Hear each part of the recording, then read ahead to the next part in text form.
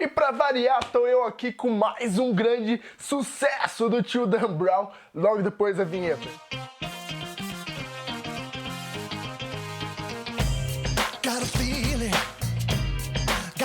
E aí galera, beleza? Eu sou o Luiz, do Ler ou Não Ler, e hoje eu vim aqui pra falar de um sucesso, pra variar, né? Parece que esse cara só escreve o sucesso, não?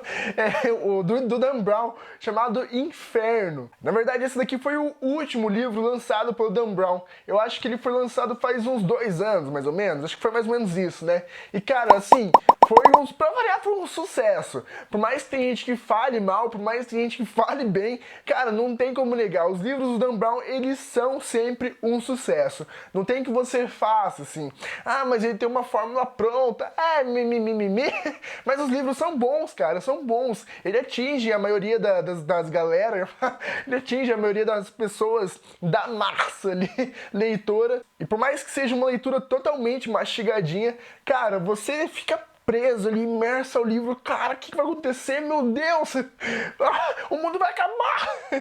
E você fica ali lendo, e sempre alguma coisa grandiosa que envolve a população do mundo inteira, ou alguma instituição muito famosa, que te faz ficar, nossa, cara, e agora, meu, o que vai acontecer? E é sempre assim, cara, por mais que seja uma fórmula... Pera aí, vamos por partes. Deixa eu mostrar o livro primeiro pra vocês, antes que eu entre nesses assuntos meio mamilos polêmicos. O livro, ele é extremamente simples, ele é publicado pela editora Arqueiro, e ele tem, deixa eu ver aqui, 443 páginas, contando com o epílogo. O papel é pólen soft, ele tem orelhas, normalmente, e, enfim, é um livro comum, assim como os já publicados do Dan Brown pela Arqueiro. Só que, cara, fica aí uma ressalva. Essa edição aqui que eu tenho foi a edição que foi lançada logo que o livro foi lançado. Vá. Mais alguns dias atrás eu tava lá procrastinando na livraria e, cara, saiu uma edição, perfeita, cara, do livro Inferno. Capa dura, papel não é o pólen soft, mas é aquele papel de livro de inglês, eu não sei o nome, aquele que é brilhoso, igual de revistinha de quadrinhos. Que ele tem a história igual esse livro aqui normal, só que conforme você vai lendo, você vai entrando, por exemplo, o que tem muito no Inferno é lugares que, na maioria dos livros do Dan Brown é isso, né? Ele vai passando pelos lugares e ali ele faz uma descrição de que era aquele lugar ali, para que ele era usado, ou de obras de arte. Essa obra aqui tem uma pista que vai levar para aquele lugar, que lá a gente vai ter que achar o tijolo que tá escrito isso, que vai levar para outro lugar. E essa edição nova que saiu, ela tem as imagens nesses locais, então fica muito mais fácil de você se situar ali no meio da história, porque, cara, é uma correria louca, o Inferno. Então ajuda muito.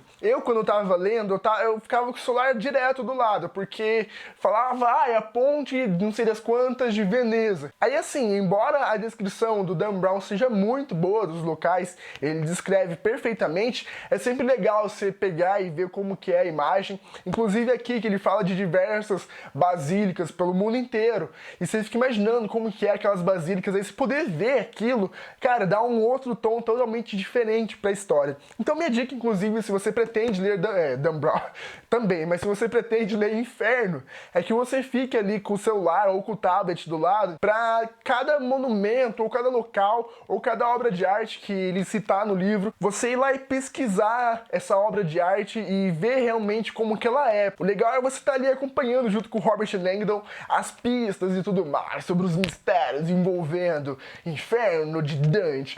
E sobre a história, Luiz? Bom, Dan Brown é sinônimo de polêmica, cara, não tem como você fugir disso. E acho que é por isso que os livros dele são tão legais. Dessa vez ele não traz nenhuma polêmica institucional que pisa no calo de ninguém, mas ainda assim é bem legal. Qual que é o plot desse livro aqui? Existe um gênio farmacêutico, super gênio desse que você só encontra uma vez, sei lá, no milênio.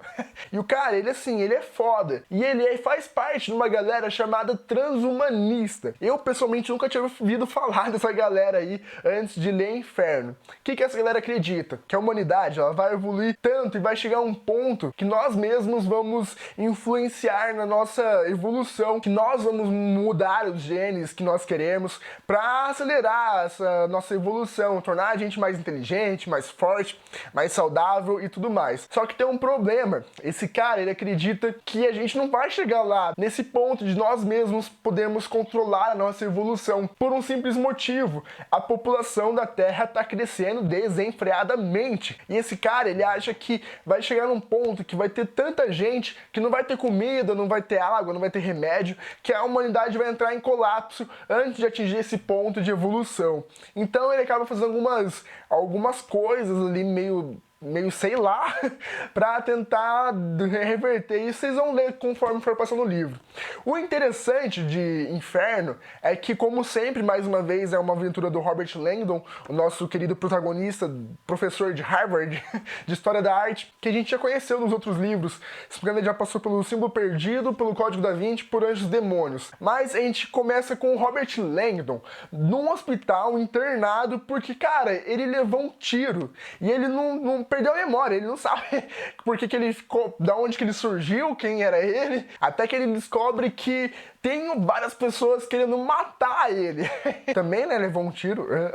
E aí ele foge do hospital junto com uma médica toda gostosona, porque nos livros do Dan Brown é assim, tem o Robert Langdon ou o protagonista qualquer e tem que ter uma gostosona. Ela é sempre uma mulher, ela é sempre uma mulher bem de vida, assim, não bem de vida, mas sempre uma mulher lá pelos 35 anos, já bem resolvida, já sabe o que quer, sempre com um tom de autoridade e sempre bonitona.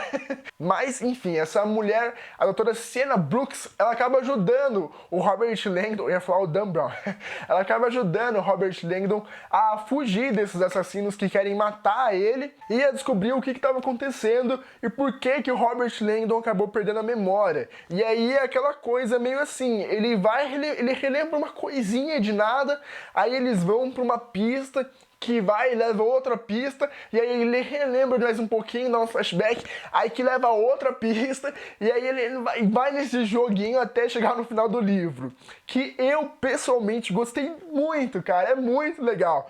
Você vai junto com o Robert Langdon, e por mais que a leitura ela seja meio clichê realmente, em algumas partes, cara, você vai lendo, e você vai tentando lembrar junto com ele, que ele esqueceu, sabe? E aí ele pega e vai e fala das obras de arte, e você vai procurar junto com ele. Cara, é muito legal mesmo. Eu me fornei nesse livro aqui, que vocês não têm noção. E o plot principal, realmente, é sobre o inferno de Dante, que nem tem ele aqui na capa.